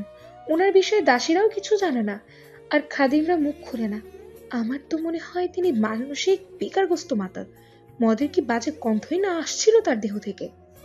আমি জানতে চাই ওনার পরিচয়। সাধারণ কেউ তো এতটা দুঃসাহসী দেখাতে পারবে না। তুমি চেষ্টা করো জানার উনি কে। তবে উনি যা বললেন তা নিয়ে তোমার কি মনে হয় দিলরুবা? বেগম, ভুল ত্রুটি মার্জনা করবেন। আমি জানি আমি কেউ না আপনাকে উপদেশ দেওয়ার, তবু আমি একমত এই খাতুনের সাথে। আমার এই পর্যন্ত আসা পোশাক থেকে মৃদু গোলাপি বর্ণের মোলায়েম উত্তরানটিকে বের করো, রানী গোলাপি শালটাও। আমার সেবায় নিয়োজিত দাসীদেরকেও ডাকাও। এতটা মোহনীয়ভাবে সাজাও আমায় যাতে মায়াজালে ফেসে যান বাবু মশাই। যামিনী অত্যন্ত মনোযোগী তৈরি করে নিজেকে তার বাবু মশাইয়ের জন্য। অতঃপর মাথা ওনায় ঢেকে সে দাসীদের সাথে অগ্রসর হয় মেহমাদ শাহের কক্ষের দিকে। মেহমাদ শাহ আগামীকাল শহরে যাওয়ার জন্য কাগজপত্র প্রস্তুত করতে ব্যস্ত। প্রহরী এসে জানায়,